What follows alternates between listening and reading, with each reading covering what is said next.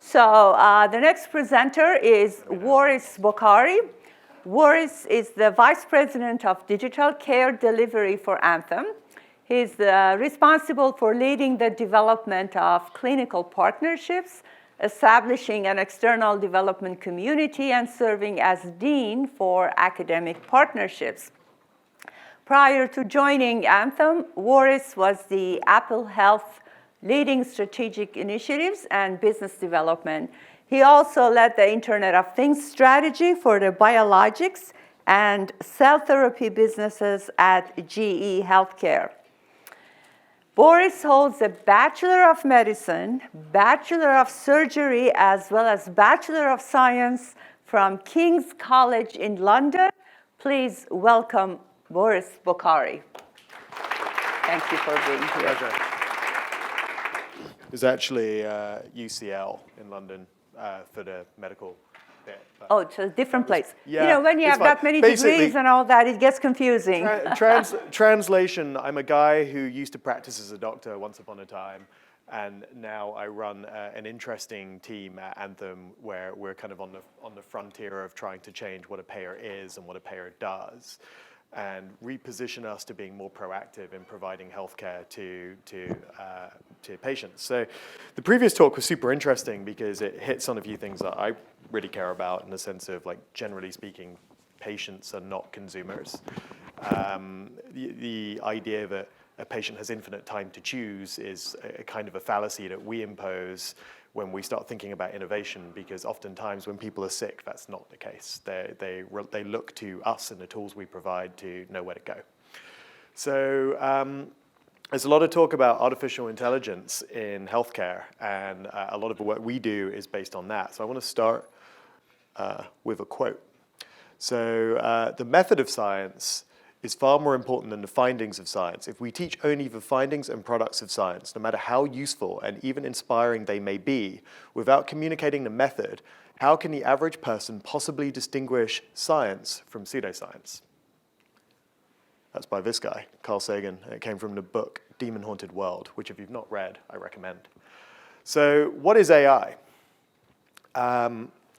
I hear it all the time, and it covers a multitude of sins, and I think the essential thing is that you can't abdicate knowing the important questions to a technology that's meant to give you the answers, because if you don't know the questions, how do you know you're getting the right answers? And what if you get the right answer to the wrong question? Where does that leave us? It's confusing. So we don't know.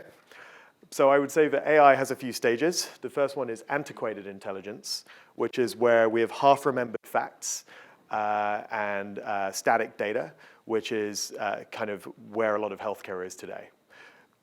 Then we have actual intelligence, where we start applying our data science tools and modern techniques to actually understanding the data and deriving the true problems.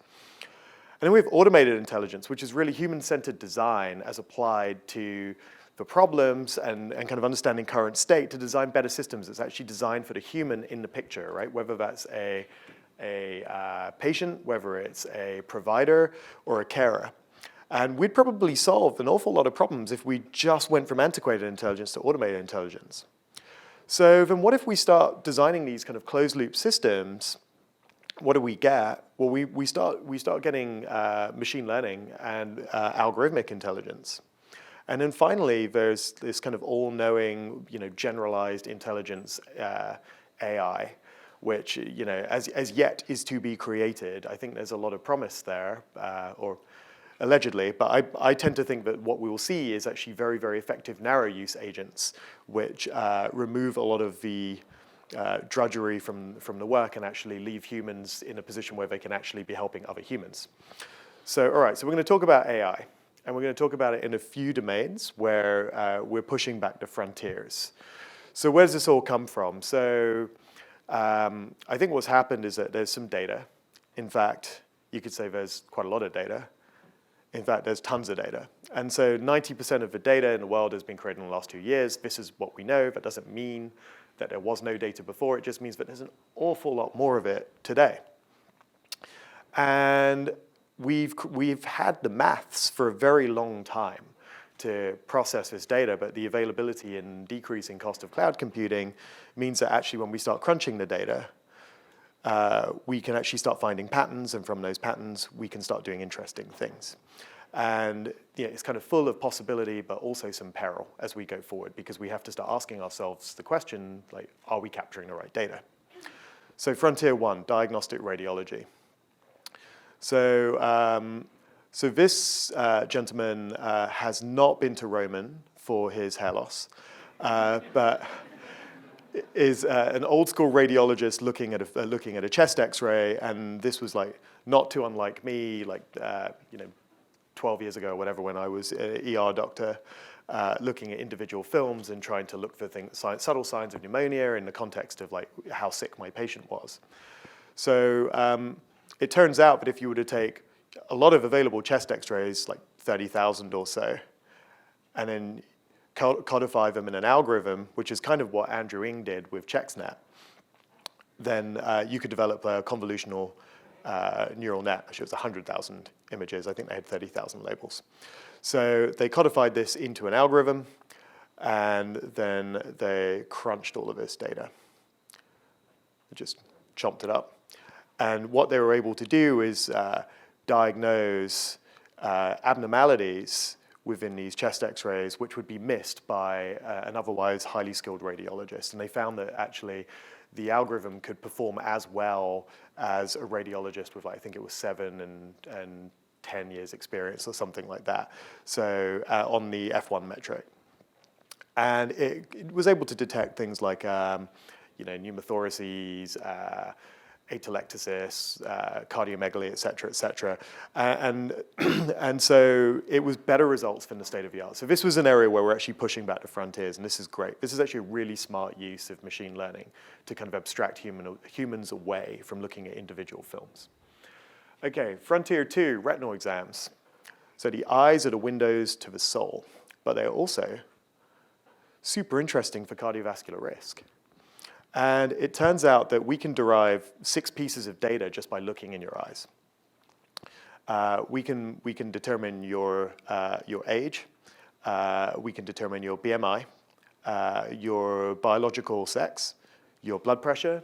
We can determine your long-term diabetic control and your smoking status. So what we do is we take some retinal scans, and this is based on the work by the Google Brain folks. And then basically it derives out these metrics, and it's pretty damn accurate actually. So when you look at it, so like this is like an example, but on the left you've got the actual, on the right you've got the predicted, and they're not miles off. So I think there's like some play in the diastolic number, but like generally speaking, pretty good. And it was something like 70% accurate in detecting someone's smoking status. So this is like a pretty interesting low-cost screen which could be deployed. And this was based on, I think it was UK Biobank data, which was collected over about 10 years. And this was, as I say, from the Google Brain team. And they're pushing out some really interesting research. Okay, the third one is kind of interesting, maybe a little Black Mirror-ish if you think about some of the uses of it.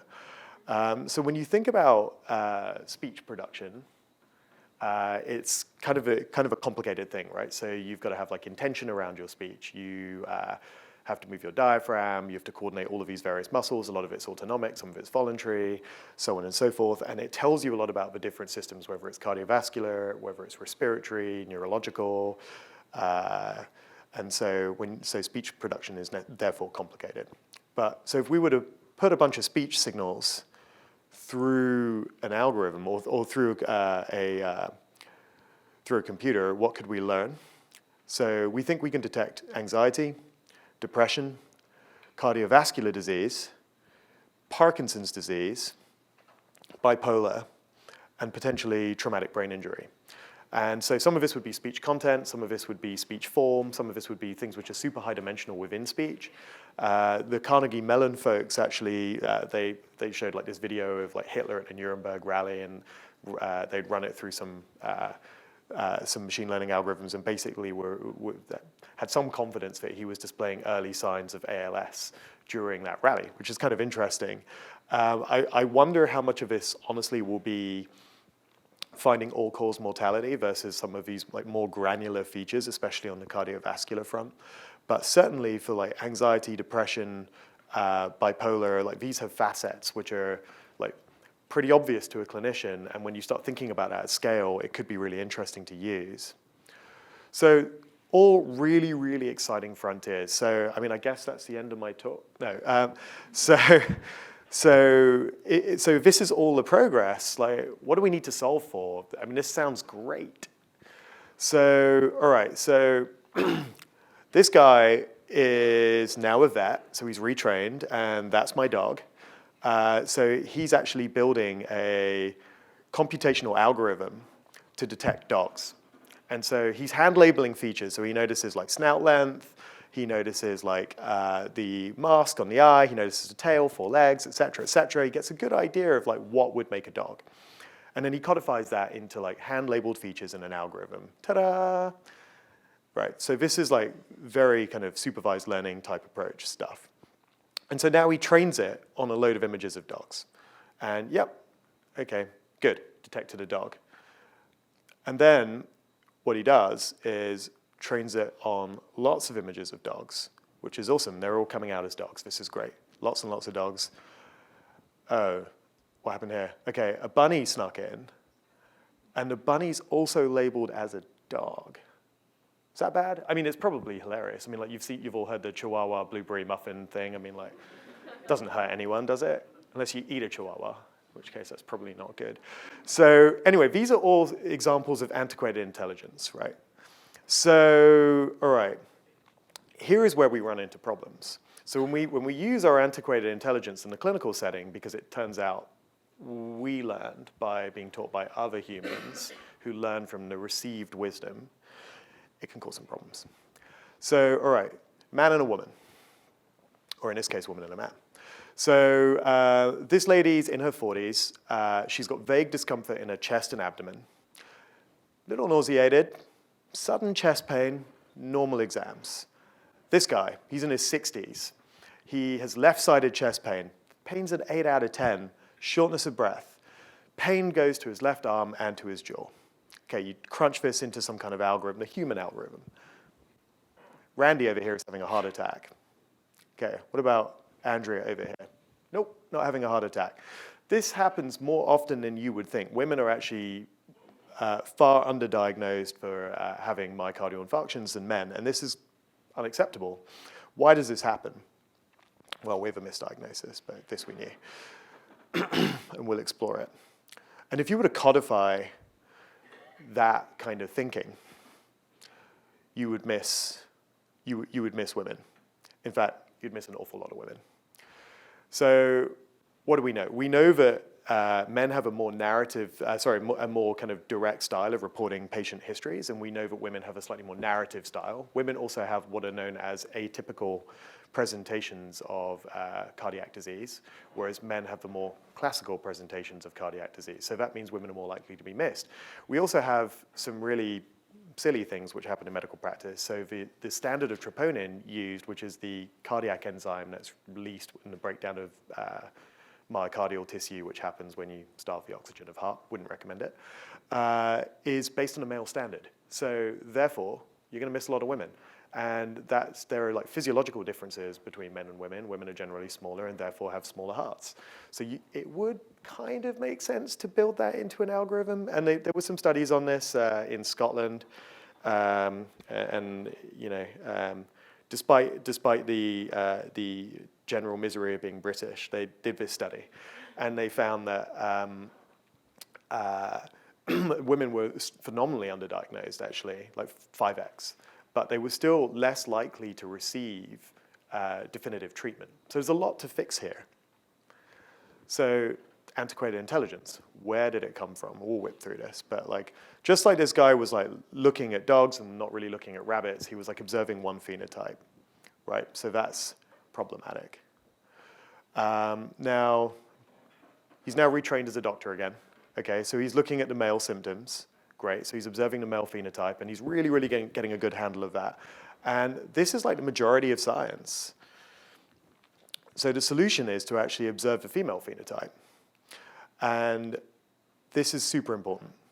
So one of the things I would say is that like until very, very, very recently, women were actually excluded from studies regarding cardiac disease. It was actually not until like I think 1991 in the Women's Health Initiative where we first started including women. And even then, it still functionally excluded women because it didn't include women of reproductive age. Therefore, most women who would probably at some point have heart attacks. So we're a little ways behind. So we need to account for both of these things to kind of catch them. And then we would actually start developing some useful algorithms, which would be good. And this should be the standard. And to me, this is like actual intelligence and maybe algorithmic intelligence. I don't think you need Ultron to come in and like create something super fancy. All right, so what happens when you don't do this well and you release a technology wild in the world? So there's this app called Babylon, which is like a virtual provider, which is all the rage in the UK. And they have a symptom checker where if you put in symptoms which kind of correspond to chest pain, you may find some interesting results. So, okay, for a 60-year-old woman and a 60-year-old man, the woman was given a diagnosis of anxiety and the man was given a diagnosis of a probable heart attack, right? That's not acceptable. And so what we're finding is that, yeah, if you amplify our human biases and antiquated intelligence by technology, it's a matter of life and death. You're not scaling execution, you're scaling chaos. So we need to get really, really rigorous about the science that we're putting into these algorithms, and we need to actually understand the limitations of our data sets. So what we're doing at Anthem is actually like making sure that our studies are rigorous. We're making sure that we understand the implicit limitations of any data sets we have and how we might use them in providing the next generation of care. So this is kind of like an interesting space where we'd love to work with Georgia Tech actually, because there's lots of fertile ground here for us to kind of explore and lots of challenges that we should overcome together. And that is it. Thank you very much.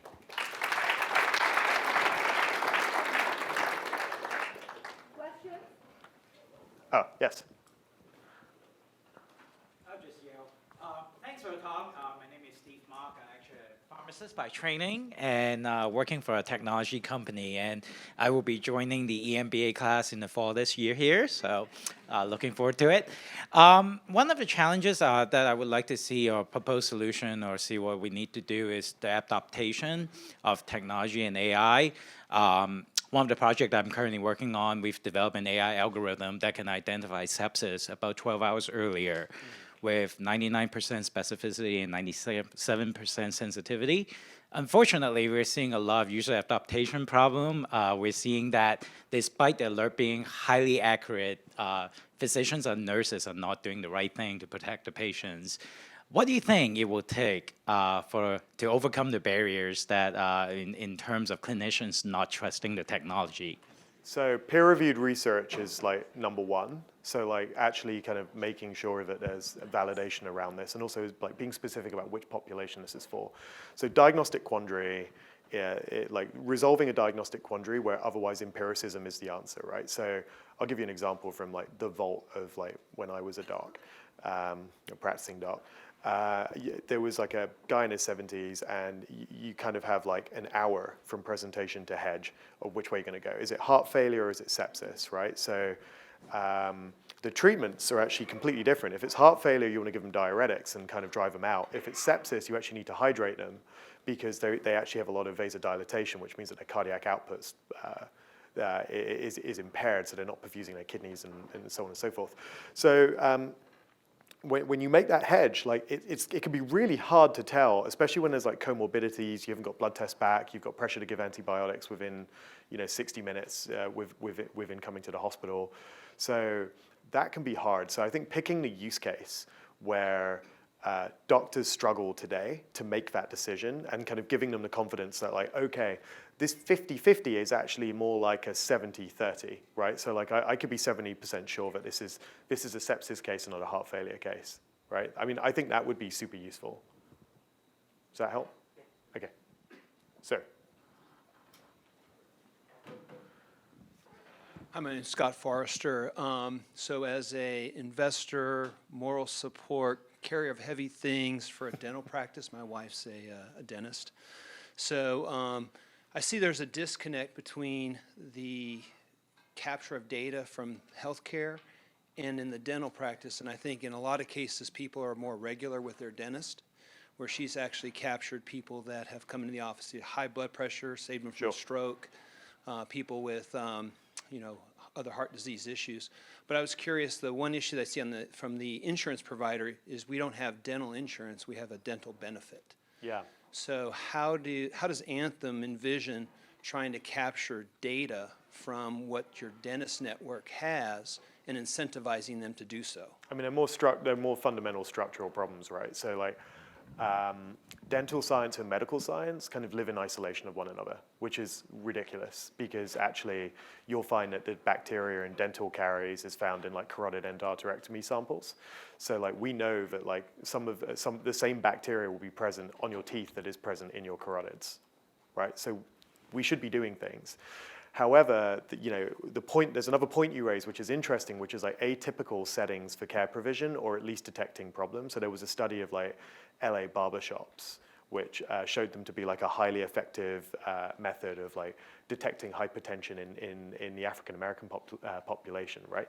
So should we be leveraging different settings to actually provide things that like resemble primary care, or at least a touch point where we start getting more data to understand how we can intervene to provide someone a care experience?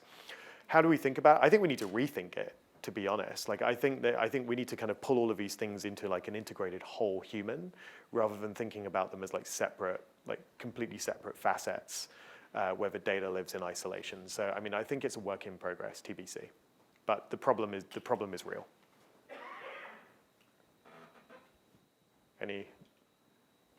Yes. Hi, my name's Arjun. I'm a student in the MS of Analytics program here at Georgia Tech. I really appreciated your discussion about phenotypes and the difficulty around building data sets that accurately portray the population that you're trying to study.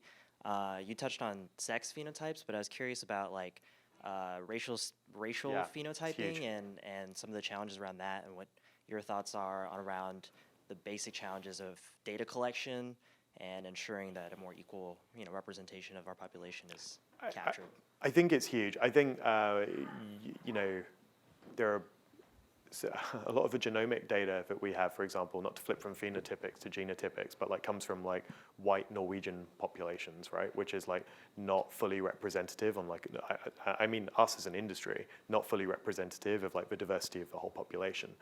So, and phenotypics is pretty similar actually. Like it's not, I mean, it's more representative, but like, for example, like looking at the Hispanic population and understanding how they specifically report pain is probably very different to understanding like how an African American population or a Caucasian population report pain. So like understanding these different things and what effect it has on like when someone presents to services, how they present to services, what is the narrative, what outcome do they have, and how is this kind of not caught? It's huge. And I think there's honestly, for like the bulk of the work that we want to do, genomics is definitely a part of it, but the bulk of it, like to be honest, is phenotypics.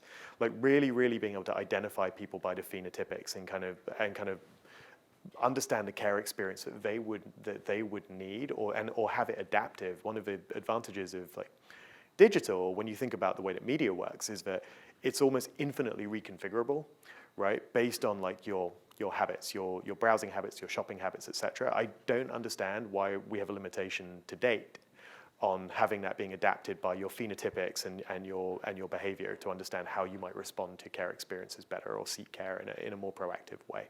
So, I mean, I think that's where the most work needs to be done in order to kind of start bending the cost curve and stopping paying for only like the sickest patients at like the last minute. One last question. Sir. So I've been talking to a lot of providers lately, a lot of doctors, and one of the main things that they lament is the technology intermediated care, right? I'm spending 60, 70, 80% of my day behind a terminal, sitting in front of EMR, and they don't necessarily see the value of all the incremental additional data, right? So do you feel like this is an area where it's just a technology maturity issue where we have the technology or we don't necessarily have the design?